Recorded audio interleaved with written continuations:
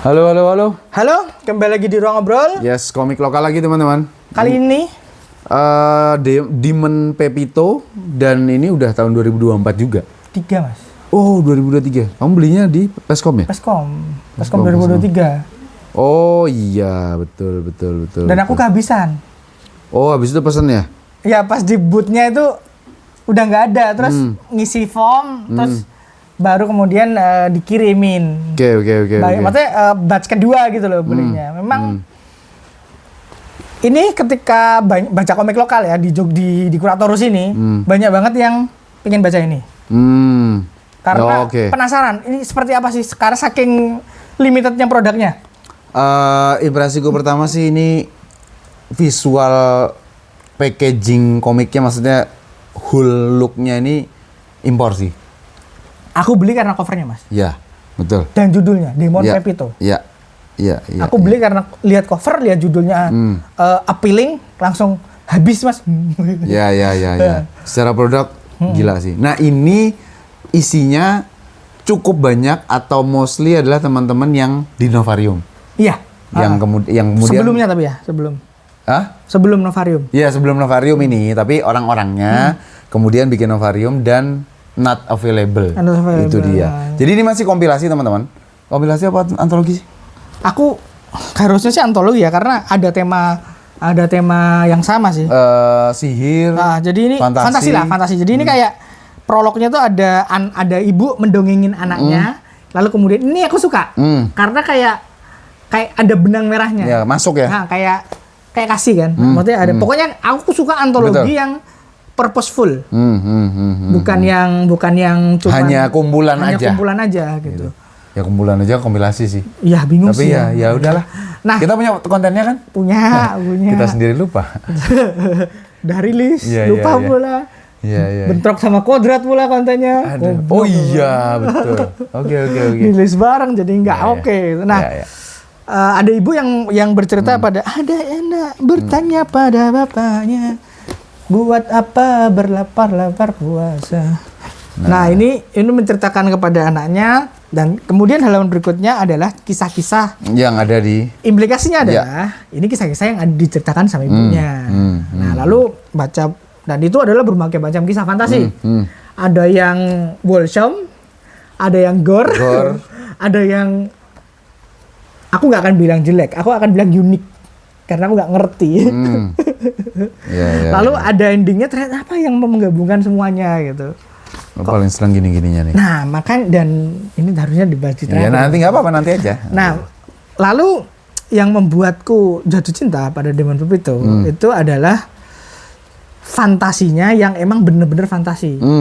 Medieval. Betul. Medieval. Eropa. Ya. Nah, itu memang kita yang mungkin tumbuh dengan Lord of the Ring akan sangat familiar dengan hal-hal seperti itu. Ya. Nah, sekali lagi aku nggak tahu ini harus ditunjukin sih. Nah itu dia. Aku nggak tahu ini kontennya yang mana duluan rilisnya not available apa ini. Tapi intinya adalah. Nggak tahu. Tapi intinya paling kita adalah. Udah lupa.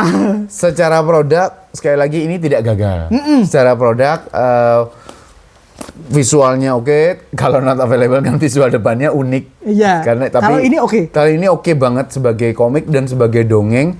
Dan isinya secara art juga wow. Oh, kayak grimoire mas ya? Oh, grimoire ya. Ini kan yang kamu bilang tadi? Bukan? Apa? Yang unik bukan? Ya, kan? Salah satunya. Yang ini. Ya. Yang ini. Bukan seleraku, tapi ceritanya lucu gak lucu ya? Iya, dan jadi kenapa unik? Karena yang lainnya hampir mirip. Untungnya, mohon maaf ya, ini dikasih di pertama. Ya. Coba ini di tengah, akan ganggu experience bacanya. Ya.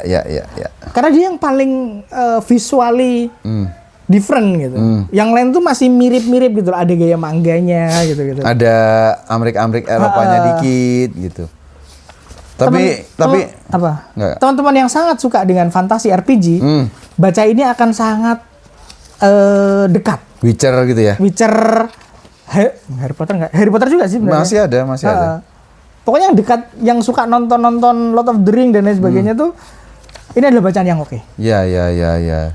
Ini tuh termasuk teman-teman yang komik-komik kreator yang secara skill artnya tuh, udah mumpuni.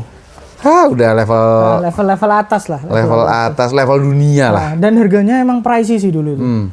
Aku agak lupa 100 ke atas. Aku belinya cukup merogoh kocek sih. Cuman ketika datang dan aku memang suka fantasi, jadi aku cukup oke lah. Oke. Nah, nih yang terakhir. Yes. Tadi implikasinya adalah semua cerita itu berlatar di tempat yang sama, di dunia yang sama. Implikasinya adalah.